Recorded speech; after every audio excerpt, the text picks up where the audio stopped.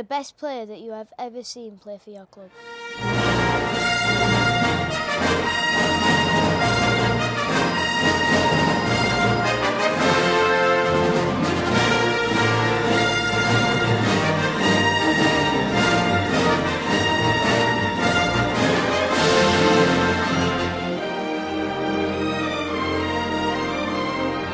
That's a question. I did give you prior notice of this question. You did. Why are you scratching your head? I don't know. Yeah. I did give you.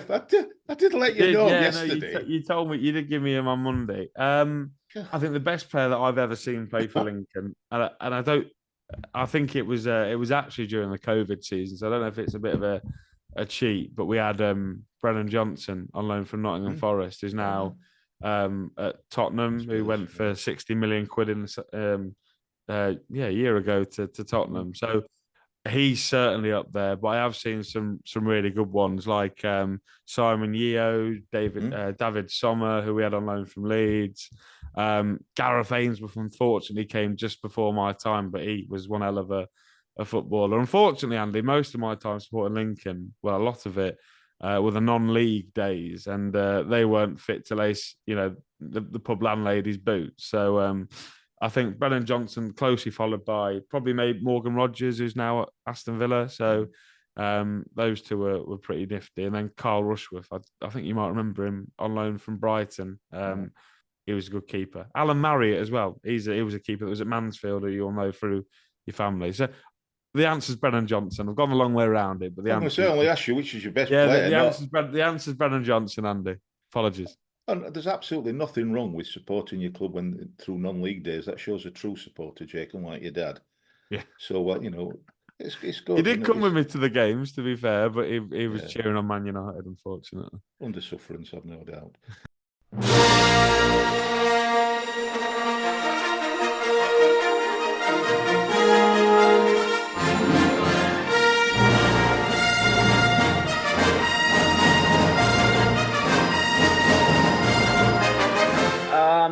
It's close between the young kid I talked about, Elliot Anderson, who we had on loan. Joey brought him in on loan from Newcastle. Didn't know anything about it, and he tore it up. And now he's he went from Newcastle to Forest for 35 million quid, and now he's starting for Forest. So either him or Ricky Lambert. Ricky Lambert was amazing for us. It's where his career really started. From us, went to Southampton, scored, I think, first season in the Premier League, even scored in the Prem, I think 13 or 14 goals, scored on his England debut. But yeah, he also got the winner against Bristol City in 2007 as well in the JPT. So he got to the final against Donny. Yeah, it was hit either Ricky Lambert or Elliot Anderson. Amazing.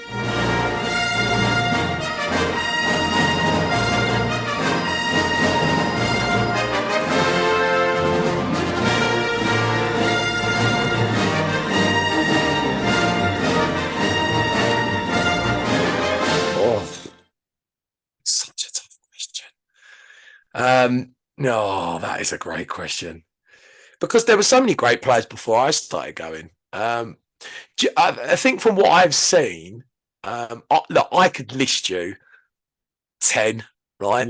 One, don't. I'm not going to do it, but I could list you 10. God, one. Can't even push for two. Two at a pinch, but Gosh, so many great players. I mean, can we involve lone players as well, or does it have to be? No, whoever. Any player, the best player that you've seen in a Stevenage shirt, can be any player. Oh, my God. Obviously, if you pick two lone players, I'll take the mickey out to you. I've seen so many. George Boyd, Steve Morrison. Oh, my God. They're two excellent players. Yeah, they were unreal for us. And then you've even got, oh, my God, you even got great players of the new era, like Ilyas Cherry, who was on loan, who was just amazing. Do you know what? I'm going to pick one, and a lot of Stevenage fans are going to do that at me, right? Because it's such a typical me answer. For me, I think over the last 3 years that I've never seen a player as dominant as Cole Piergiani for us. I don't think I've seen a player in 2 to 3 years as dominant as him. He joined the club. He was player of the year in the promotion season. And hands down, he was the best defender in the whole of the league. He was that. He then come up last year, and I think for like 7 months, he had the second best defensive stats. So dominant again. And then he started this season dominant again. I think for a dominant player, I would say Cole Pigiani. I think he's been absolutely wonderful, Pidge, the last few years. And again, this season he's been brilliant. It's such a tough question because there's so many great players I've seen at the club, and even players that you probably wouldn't have in your top 5, but players that are still great players for us, like Ben Kennedy. We used to have Ben Kennedy, he's in like Ireland now. He didn't give up on football, but I don't think he takes it seriously anymore. He was amazing for us. He was a great player. Even players like Alex Gilby that we had for the promotion season, great player. Danny Rose, such a iconic player. Wake me up when you've done. I'm going for. I said 1. I agreed to 2. I thought we were going Steve Morrison and George Boyd because you've even got other dominant players from years ago, like Mark Roberts, who was in the promotion side, and players in that team. For me, I would say I'm going to stick with Cole Pigiani. He's my favourite Stevenage Football Club player, and I think because he's been so dominant and he stood out so much.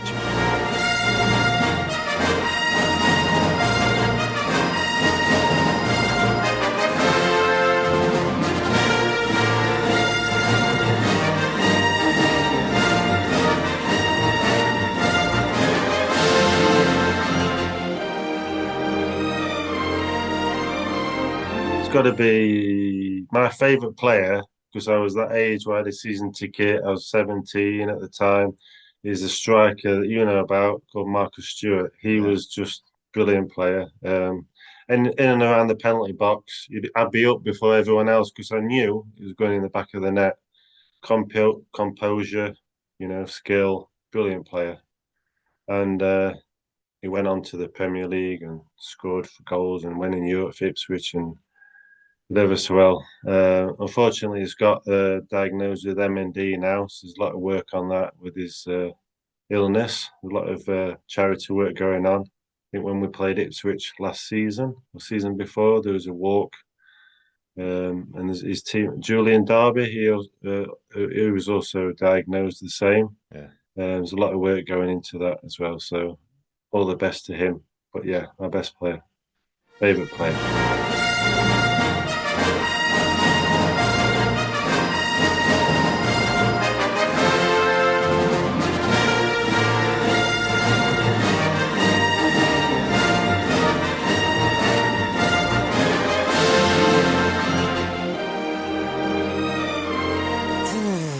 It's a really tough one because through the 90s we had some incredible players, but obviously I was very young then. When the 90s? No, in the 90s, yeah. Oh dear God, were you very young? Were you? How about 40? Yeah, I was. Thank you. Sorry about that. I would say best player that I've seen would be probably Martin Foyle, the striker, or probably Gareth Ainsworth. Gareth Ainsworth, yeah. Yeah, he was fantastic. What did you like about him, Tom? Foyle, goal scorer. Just likable because they score your goals, aren't they? And then Gareth Ainsworth was the kind of winger probably that you cry out for nowadays, that he'd get the ball, run at his fullback, and he always seemed to just whip it in just before it went out for a goal kick. And it was the time then, late 90s, where he seemed to be the first one. He just looked like a scruff every time he came onto the pitch. His shirt was untucked, his socks were down, and it looked like he'd been through the lost property bin to find his kit, kind of thing. But yeah, really, just a brilliant player. And then I think we signed him for $500,000 and moved him on for $2 million. within 12 months. That's a good but profit. they would. Them two would be my two picks for that.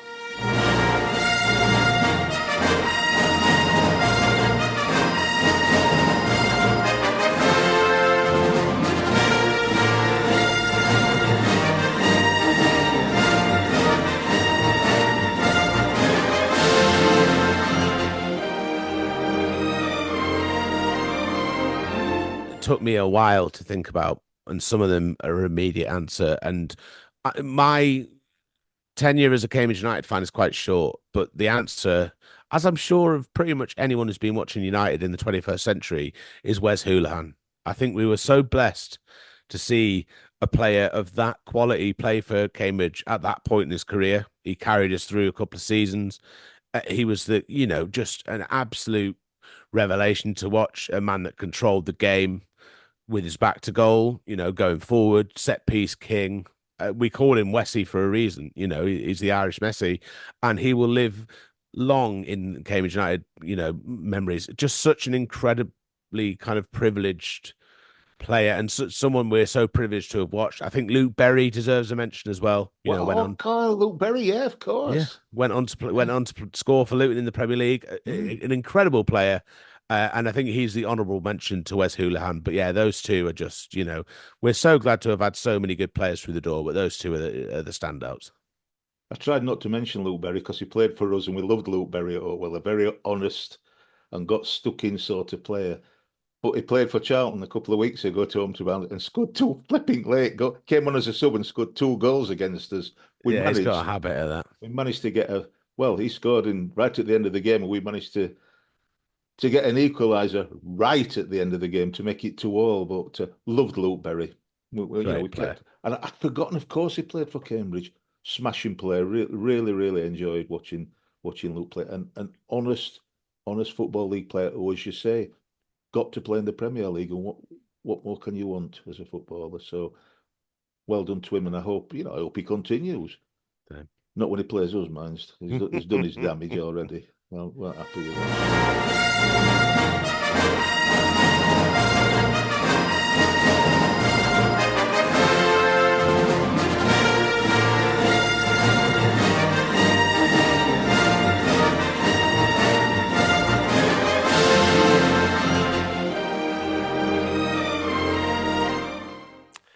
Oh, this is controversial now. The best player to ever play for Wrexham. I say it's controversial because everybody else, how do you pick the best? Is it your favourite, or is it somebody who scored the most goals, or a goalkeeper that kept the most clean sheets? I don't care, Matt. Don't milk it. Just decide. I don't care. And then also, is it somebody you've seen as well? Because obviously, we don't appreciate the players we didn't see, do we? Like for us, the Tommy Bamford, who's the top goal scorer ever, and we've been really lucky. We've had some legends, but I guess for me, it was a centre forward that we had who came from our local rivals, Chester, as a free transfer. And that was Gary Bennett. He was a centre forward. Yeah. He played a bit for Tranmere as well, and he was a centre forward. And during my time growing up, when I sort of was going regular, standing on the Kop before it was knocked down, Gary Bennett was just the ultimate goal scorer. A terrible trainer, hopeless. Classic. Didn't care about training. Loved to be on the ale, but he scored goals for absolute fun.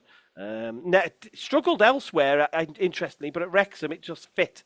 Funny, isn't it? It is, yeah, it is. Sometimes players fit with certain clubs, and are the best when they're with them, no matter what happens before or happens afterwards. So yeah.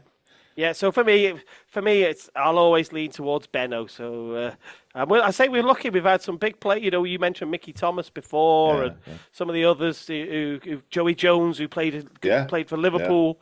Yeah. So we've had some unbelievable players, but I'll go for Benno.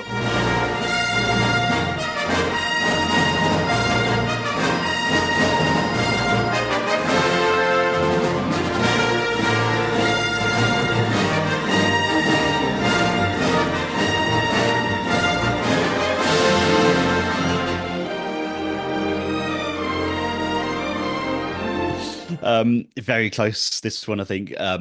Great question again. Last season, we had a player called Mark Leonard in the middle of midfield who was absolutely phenomenal. And actually, last game he played for us was at your place, so you would have seen him getting his, him and Kim and Bowie getting their send off up at your place at the end of last season. Absolute genius on the ball. He's not getting half as much game time at Birmingham, predictably, as he was here, but he is, I think, probably the best player to ever play for us. It's so close between him and Martin Smith, because Martin Smith played for us early 2000s. Just absolute genius on the ball. And he's the type of player, Smith, that you grow up thinking that you're not going to see play for the Cobblers, because we play as, you know, we always played a certain way back then. And he came in and he was just an absolute genius on the ball. Top guy as well. Scored some great goals, quality, really important goals as well for us. So between those two, I think Martin Smith and Mark Leonard, I think time will probably tell in terms of what we look back on. But Leonard, again, was quality last season as well. So very much close between those two.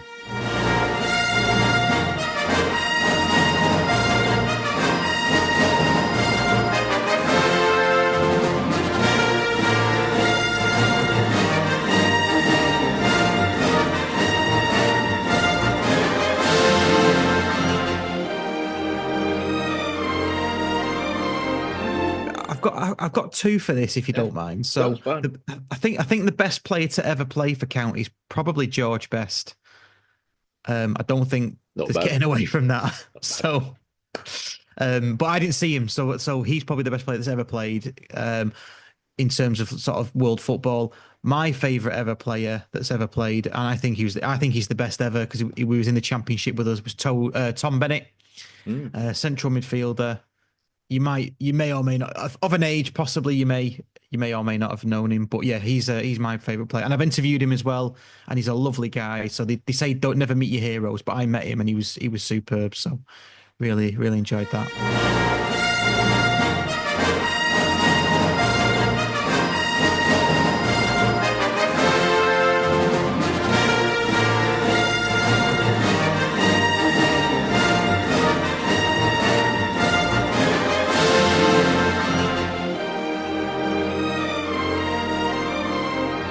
It's hard. I don't know whether to go down the route of the best ability I've ever seen in this team or the one that carries the most memories, because I think the most of us, we would probably say Lucas Akins, for the years of service he had, playing in every single outfield position. His peak years in the Championship level, playing at wing back, playing as a winger, playing at striker. I remember he played a game at centre back against AFC Wimbledon, 3-0 win. He was just that kind of player, a role model professional for how he operated off the pitch and indeed how he kept his fitness up. So that's one that comes to mind. In terms of best ability, I'm torn between striker Liam Boyce and Jackson Irvine, Australian midfielder who came in the first year of the Championship and got double figures from midfield. He's nowadays playing in Germany at St. Pauli. Still an Australia international.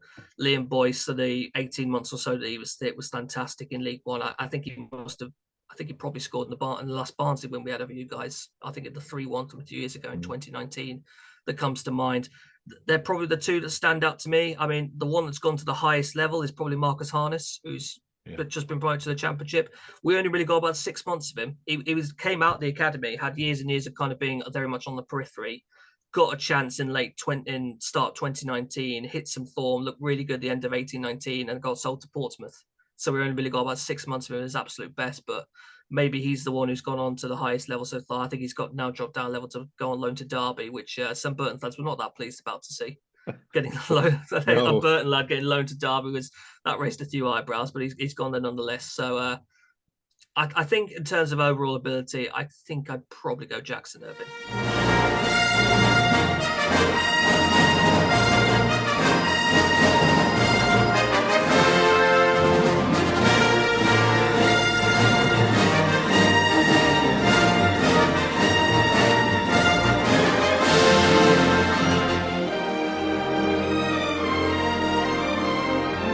This for me would be Lee Frecklington. He was a midfielder who played under Stevens first time. Stevens signed him first time round. Went on to become club captain. And he's just the kind of player I wanted to be. He was full of energy. He had that technical skill. He could score a goal. One of the few midfielders that I can ever remember scoring a hat trick for us. It was such a rare thing for a midfielder to do that. He was just kind of Mr. Rotherham. You know, a lot of clubs have kind of players that fit their mould and what they kind of represent. And Frex was that guy. I'll work hard. I'll represent the town kind of thing. I just love Frex. It was just my idol. He was a good player, really good player. I wonder if I'd ask your older members of your family if they'd have said John Quinn, the mighty Quinn, because oh God, I'm not going to keep bringing up Alan, but my mate Alan, we both went to Rotherham Civic to watch to watch the Manfreds, the shoot off Manfred, the Manfred Man and what have you, and they sang the mighty Quinn, and they actually sang it at oh dear. And Alan were up on his feet singing it, and he weren't singing the proper lyrics. He was singing it about Johnny Quinn. So, oh dear.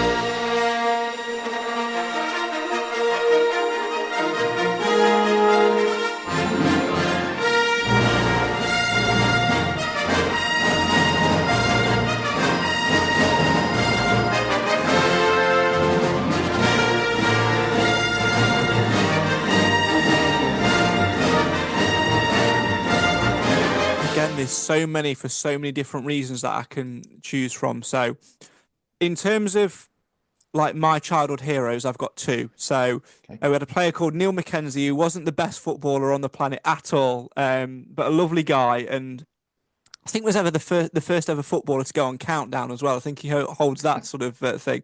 But I just remember, I wasn't there, but I watched it back on the highlights as a young, impressionable teenager.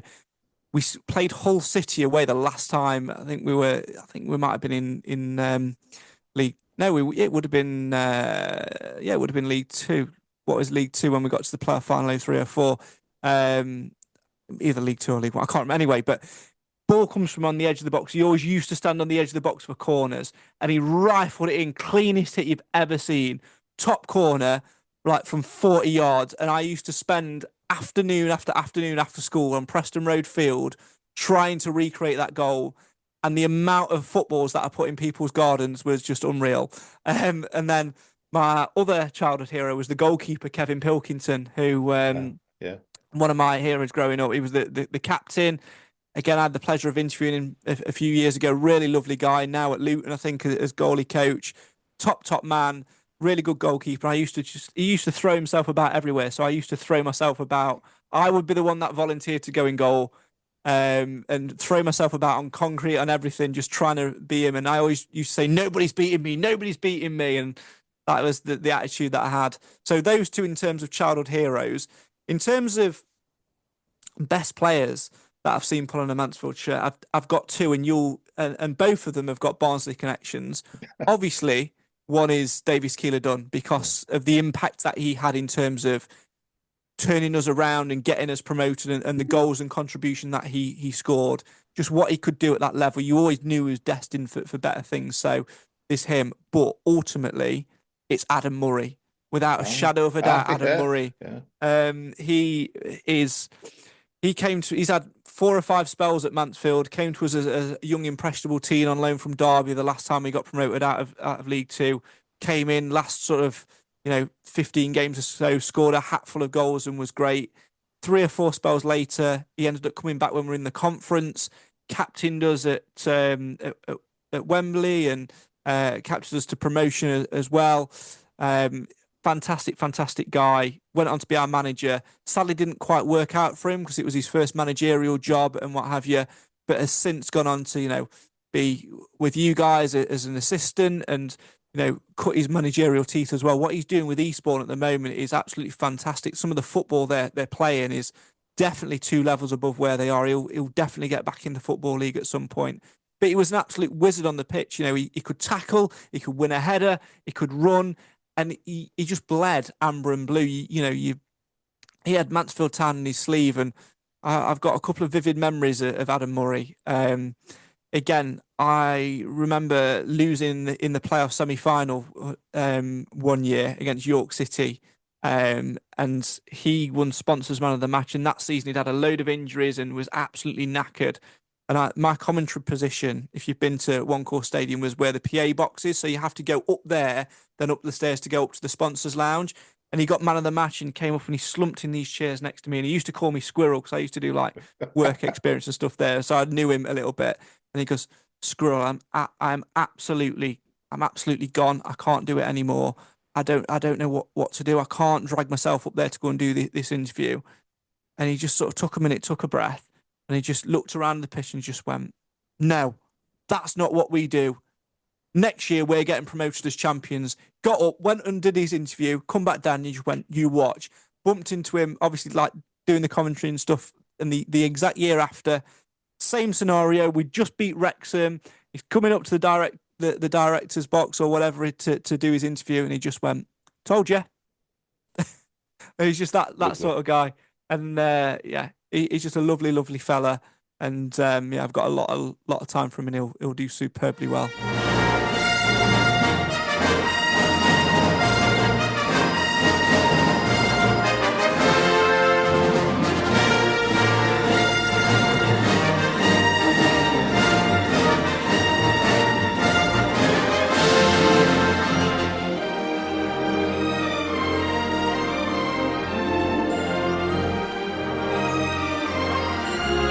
This is one of the hardest questions of the lot, because if you think about how many variations of teams we've gone through in the last 10, 20 years, and we've had to go through because of administrations and all. So you talk about a lot of different eras condensed into one. We're not.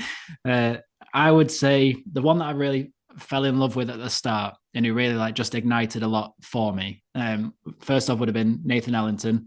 But then you can say Jason Roberts as well, because they both got us promoted, excellent in the championship. Hugo Rodiega, when he came, revelation, our all-time Premier League top goal scorer. His little samba dances in the corner flag when he scored. I absolutely adored watching Rodiega play. Then if you're talking about more recent, Yannick Wildschut for a long time. Every time that you needed a goal, just stick Yannick on, start him, come off the bench, he'll get you something. He was fantastic. I think through it all, though, my number one, Will Grigg. I absolutely adored watching him play. And when I had my season tickets there, and it's a bit harder for me to get to a lot of the games now, but when I had my season tickets and every time Will Grigg's name was on the team sheet, I thought, we're in for a good game here. He's a fantastic player. His goal against Man City in the FA Cup to knock them out again, pretty much end their quadruple. He ended up going to the Euros, didn't get played, but his song was there. But there's another player as well. And I was reminded of him. Well, not reminded because I don't forget him often, but he scored for England last night or the night before, Reece James. He was there for one season. Great free kick as well. Brilliant. First ever England goal as well. I think it was first time in the starting lineup for over 2 years, and he does that. But I remember when he came to us from Chelsea's under-21s, and I thought, this kid is going on to amazing things. And then all of a sudden he goes and wins the Champions League and gets into England. And he was just excellent. I went to every single home game that season with a few aways as well. And the one game I couldn't get to was the final one. I had a works do that I had to go to. And I thought, do I go to the works do and appease them, or do I go and watch Reece James's final game? And I had to choose the work do. And he got given the captain's armband. And eventually, when I quit that job, I thought I should have gone and watched Reece James. It would have meant more to me. Well, I'm going to say this, Charlie Keegan, so-called. I'm going to call you out for being a charlatan, because before we started this podcast, you said you weren't going to say Will Grigg was because you said it on the sports. It's hard. You weren't going to say Will Grigg. You were going to say Rodiego were your favourite player of all time. You come on this show and you switch. You start off, I press record, and then you start giving me all that pony. I got to keep you on your toes, haven't I? Got to keep you on your toes. Oh, damn. It is. Hugo Rodiega. We did this on the podcast recently. We said who's our best ever number 9, and I pitched a lot for Will Grigg, and then I ended up pitching a lot for Hugo Rodiega, and I'm torn between the two. Ebbs and flows. If I'm going on pure nostalgia, it's Hugo Rodiega. If I'm going on pure consistent brilliance, it's Will Grigg. But then it's hard, isn't it? You're turning into a politician. You're twisting and turning. That's all once we finish recording, I'll tell you it's Rodiega again. And then I might throw Jimmy Bullard in there as well. Who knows? Thanks ever so much, Charlie.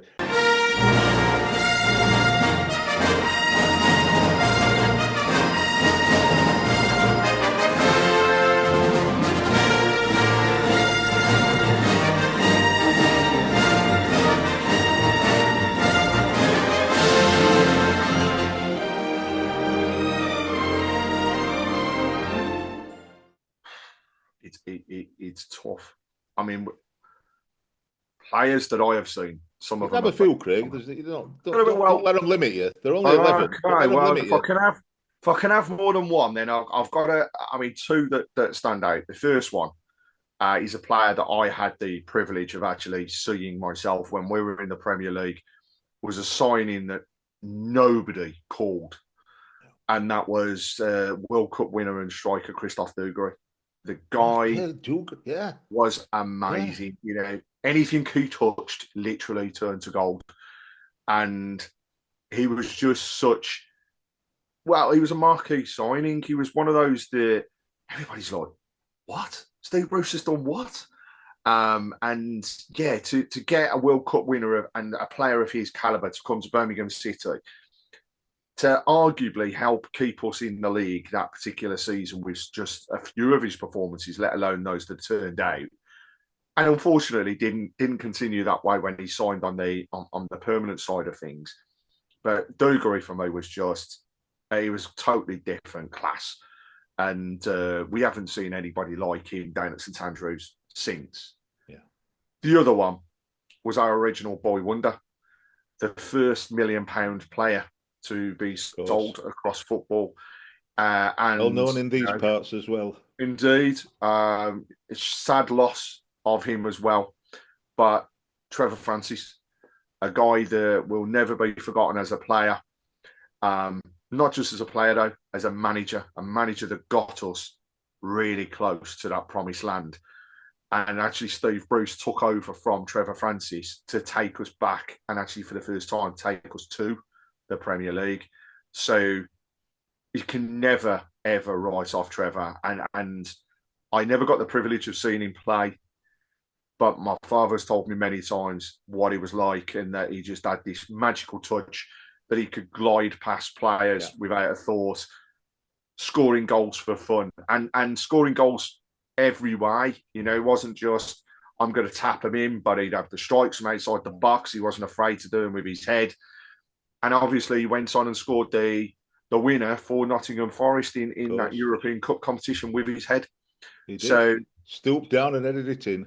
Indeed. And still Robertson cross. Best £1 million, or as Brian Clough would tell you, he never said it was $1 million. He'd always tell you it was short of that. It's about a quid short or something like that. That's it. He was never. It's not £1 million. No, but that guy will be, and he's forever a legend at Birmingham. And in fact, I'm looking forward to seeing a statue of Trevor Francis that is planned for early in the 2025-26 season. So hopefully we'll be seeing that down at St Andrews soon as well. But yeah, those would be my two: Trevor Francis and Christophe Dugarry. It would be a fitting tribute for him to have a statue there for him. What a player! Indeed. Thank you for that, Craig. I'm sure they'll be really chuffed with what you've said. And I'll tell you what, they are two players to bring out the woodwork, aren't you? When you say who are your best players, I've asked this of other clubs, and a couple of them have said players never heard of, but it means a lot. It means a lot to those clubs. But Dugarry and Trevor Francis, I think they're known the world over. So, wow, that's good.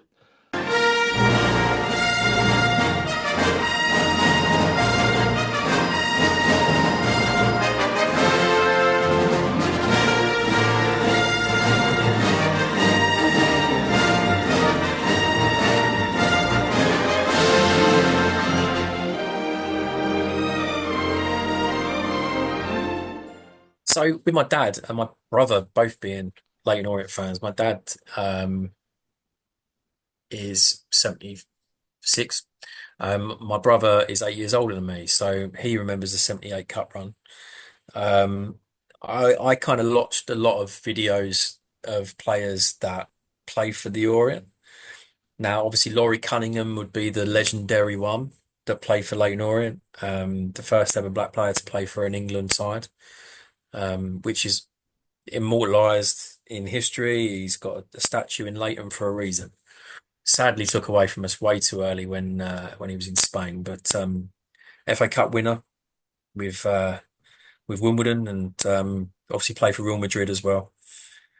But I was always drawn to Peter Allen, just from watching videos of the 70s. And Peter Allen was a player that he wasn't too flary or anything like that. Just I always saw him in all the clips, and so I became quite fond of Peter Allen. I met the guy. He unfortunately passed away quite recently, but very, very polite man, very unassuming, just very lots of memories. A great guy. In terms of what the players that I've seen play, we've had some really good ones. We have. But I always go back to one guy, and that's Matt Lockwood. Matt Lockwood at left back. If he hadn't have hurt his spleen, I think he had a very bad injury. I can't remember if it was away at Exeter or it was a away game, and he had a really bad spleen injury. He ended up playing for Nottingham Forest in the league above, but he could have played Championship football 100%. But Matt Lockwood as left back, he was one of the best penalty takers you'll ever see. He scored a hat trick against Gillingham when we were losing 3-0. People left the ground at half time because we were losing. He's definitely a legend. So I'd probably say if you were talking to me about the past, you've got to talk about Laurie Cunningham and Peter Allen. And then you one I've seen, Matt Lockwood.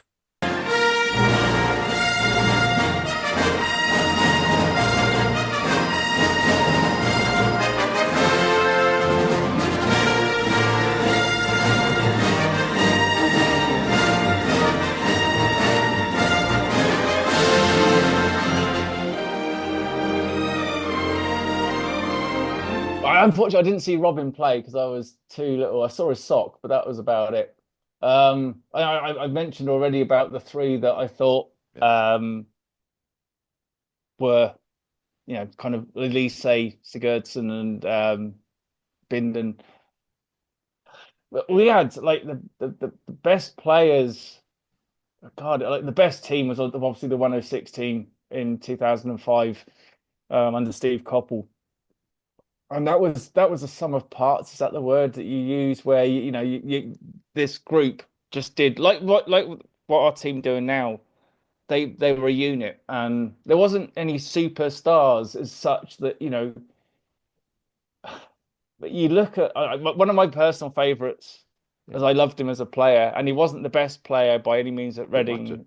Darren Caskey back in the 2000s. The squeaky voice. Here goes the ball. Goes the ball.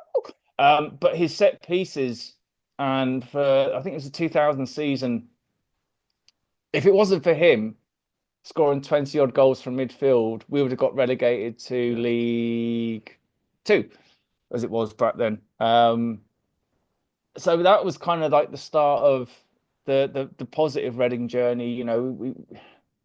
We had there's so many like players in our history like yours, did something like Jamie Curran scored a goal against Brentford that got us promoted. That was a moment. That was an iconic moment in our journey. He played for us at one time, later on in his career, Jamie Curran. And he's still playing. He's still playing. Like he's 150 and he's still playing. And he's such a lovely guy. But he was an unreal player. Like I remember, him and Jason Roberts, they battered us 6-0 at home. And then probably the best deal in football history. I saw somebody put something up about Jamie Vardy being the best deal. €80,000 for Kevin Doyle and Shane Long. Both sold for 5 million each afterwards, and they were unreal at the time for us. And that whole team, it was so hard to pick a favourite player. Like we've had good players since, don't get me wrong, but they don't have the same. Guys like John Swift and different people that like Cask was always my favourite because we weren't a great team at the time. When we went through to that kind of team, and you looked across the pitch and you had guys that had like Glenn Little, he wasn't the quickest winger, but he was just so skillful. And then you had the mixture of Doyle, Long, Lita, Kitson up front and the combinations. And then you had guys that, Graham Murty and Nicky Shorey, who was our first ever Reading player for years to play for England while playing for Reading. Little things like that. And then, Steve Sidwell and James Harper in midfield, Sonko and Ingemarson at the back. It was just such a, the team actually cost nothing more than a few, 2 or 3 million. Don't even think it was that. Marcus Hanneman was the keeper at the time. and you watch them, and they just like, to go and get 106 points, lost the first game of the season, didn't lose another one for 30 games, and it was just they battered everyone. Bobby Convey was a great winger, and then you had Stephen Hunt that would come on and do his thing as well. Still, I think obviously Brian's team, and we got promoted in the Premier League in 2012, did a very similar run to what this team is doing now, and probably not the same quality of players, but you had Adam Lafondra, the fox in the box. Like he was, I'm sure you've seen him. He was. Oh, we always wanted to sign him from when we were at Rotherham. Yeah, and we got him, didn't every we? Time we every transfer window, people were screaming to sign Adam Lafondra. Yeah, he couldn't stop scoring. He was insane. He was an insane player. Like most of the time, he came off the bench that championship winning season, and he was just unreal. And he's still scoring goals now. I think for wherever he's one of the teams that he's playing for. Watched him over in Oz and Sydney, and he's like he was just a natural, but like Curitan, just a natural goal scorer. Just you don't get goal scorers like that often. They're different types of players, like Harry Kane and whatever. But yeah, like that would have been there's favourite players for watching, and there's favourite players that made us successful. And Steve Coppell is an absolute legend as a manager, as is Brian McDermott, because aside from being brilliant managers, they are just the most humble, kind, nicest people. I speak to them both, and they just, there's no ego, and you can see that's why their teams were the same. What comes from the top goes down to the next level, and I'm sure you had the same. When Barnsley were doing well and had the good teams. We have, we've had some really good players. We also, right at the end of his career, we also had Leroy Lita playing for us. Oh, Jesus, Leroy's still playing as well, I think. When I say playing for us, I'm not sure there was a lot of evidence that he actually he played. He were on the pitch for us. He were on the pitch for us. Leroy's a brilliant player. I think it's still great for us. John Majewski. What it is. John Majewski still was having panic attacks after realising he spent £1 million on a first player, and that was Leroy. Like it was like, Jesus Christ, what have I done? But he was a great player. Just a little bit injury prone and stuff. But different.